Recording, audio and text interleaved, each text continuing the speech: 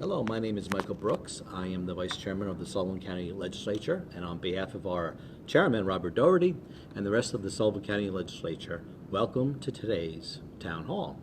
With us today is Nancy McGraw, our Director of Public Health, Meagan Galligan, our current Acting District Attorney, and Joshua Potosik, our County Manager. We're going to start today with Meagan Galligan, who has a few thoughts, and she's going to share some information to the residents of Sullivan County. Meagan, welcome today. Thank you. I want to thank Chairman Doherty and Vice Chairman Brooks for having me back again today. I want to first update you on the status of court proceedings in Sullivan County. In-person court proceedings have not resumed and will only be permitted in extremely limited circumstances with permission of the administrative judge. Court appearances for arraignments and limited county and Supreme Court proceedings have resumed remotely by Skype. They are all conducted with parties appearing from separate locations. We are moving toward resuming grand jury proceedings in Sullivan County. As you may know, a grand jury is a body of 23 Sullivan County residents who review cases to determine whether an indictment should be issued. This process is fundamental to our criminal justice system. I have been vocal in urging our administrative judge to permit us not only to safely impanel one, but 2 grand juries in Sullivan County to address the important cases that have arisen since this crisis. While we have not received official word and approval dates for impanelment of grand juries, I am hoping and I do expect to see at least one grand jury impaneled in the coming weeks or month. Justice court proceedings, where misdemeanors, violations, and traffic tickets are heard, remain suspended. If you've been issued a traffic ticket and mailed in a plea, please look for communication from your local court as to your court date and the proceedings that you can expect to occur in person. If you need to renew your license, your registration, or any other DMV function, please call the DMV for an appointment at 794-3872. During this crisis, I've also been in constant communication with our local police agencies with respect to Governor Cuomo's executive orders. I'm pleased to report that our educational campaign in response to information received from the Pause Hotline and directly to our local state police and local sheriff and local police agencies has been tremendously successful.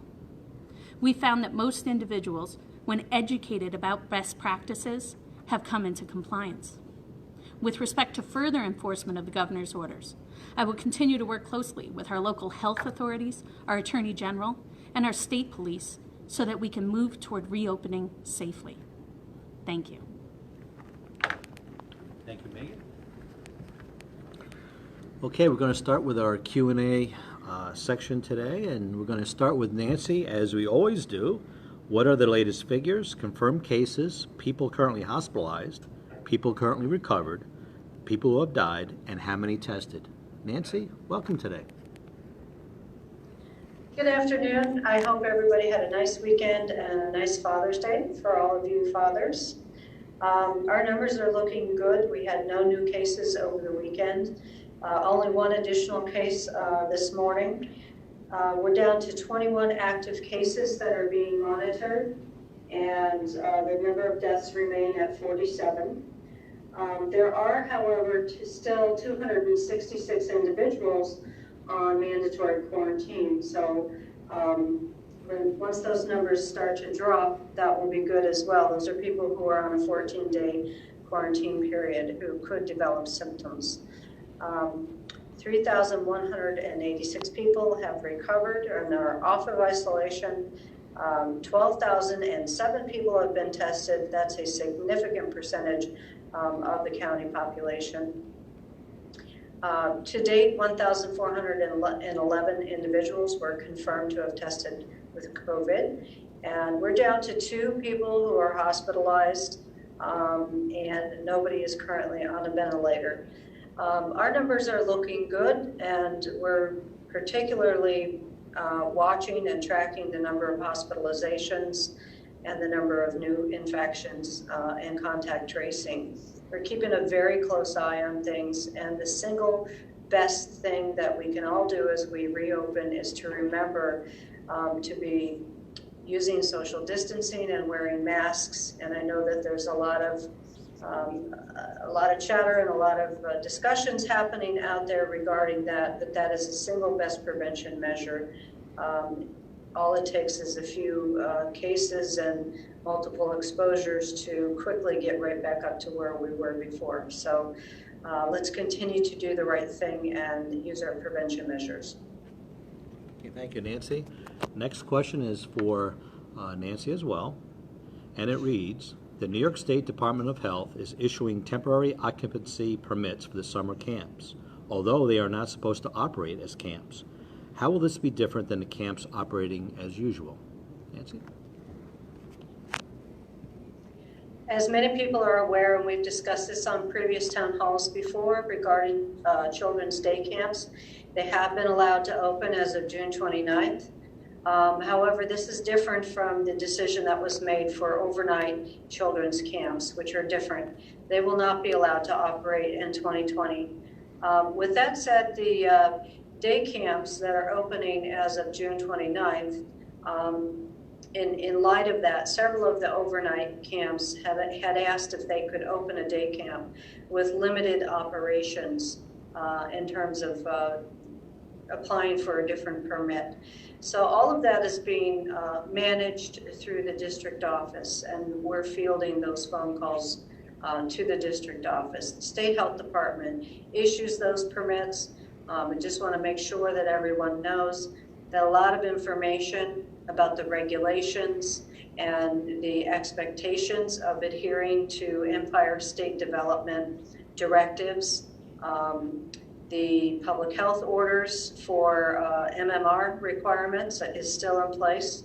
This year, that information was sent out by the district office, and as well as all children's day camps must have a New York Forward safety plan in place for social distancing and adherence to all of the requirements for the governor's day camp guidance. So temporary residences have applied. I think there are maybe 20 or 30 to operate as a day camp, and the public health is working very closely with the district office and the county to refer any concerns appropriately and to make sure that everyone is adhering to these guidelines. We want to make sure that individuals know that there is a difference in the types of camps, but that the responsibility for those camps lies with the district office. There is a safety plan in place, an emergency operations plan, and all of the measures will be monitored. Thank you, Nancy. Next question I'm going to just answer. When will road tests be offered by the local DMV again? Regarding road tests, currently there has not been guidance given or a date set to resume road tests. So stay tuned is about all we can tell you at this point. Next question is for Josh. What happens with county government when we enter phase 3? And are we on track for that to happen tomorrow? Josh? Thanks, Mike, and good afternoon, everyone. So yes, we are on track. I think we should expect a formal announcement that the Mid-Hudson region is able to go into phase 3 if the governor hasn't done it already today, at some point today.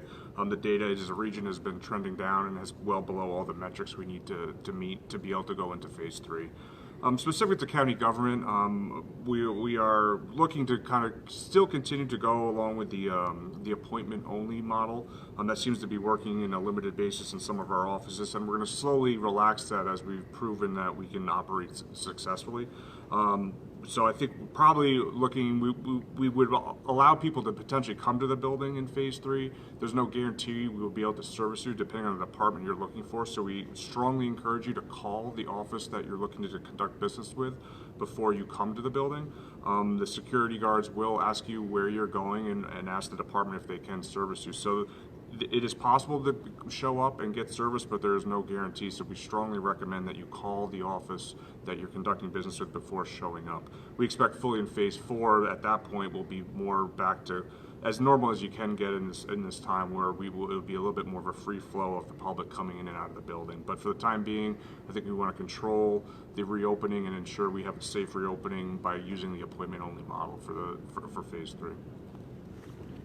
Thanks, Josh. The next question is for Josh as well. Will there be a tax foreclosure auction this year? Another good question. That's something we're actively working with our treasurer, Nancy Buck, on. There's no set date yet. We are looking at a mid-October, sometime in October, online-only auction, probably spanning multiple days. We'll obviously notice and give ample notice for when that has been formally scheduled, but as of now, we're looking at an October timeframe for an auction. Thanks. Our next question is for Meagan. Have there been any rises or declines in crime during COVID, and do you think that's related to the pandemic? Meagan? Thank you. The COVID crisis has affected law enforcement in various ways, and one of those changes has been in the kinds of reports that our law enforcement agencies are responding to. While we may have seen a decrease in certain kinds of property crimes, such as petty larceny, we have seen increases in mental health calls and overdose calls. These may be related to the stresses of isolation, job loss, and uncertainty about the future. The most important thing I can stress about this is that there is no shame in reaching out for help. Please, if you're in crisis, call someone. We have mobile mental health services available 24/7 at 845-790-0911.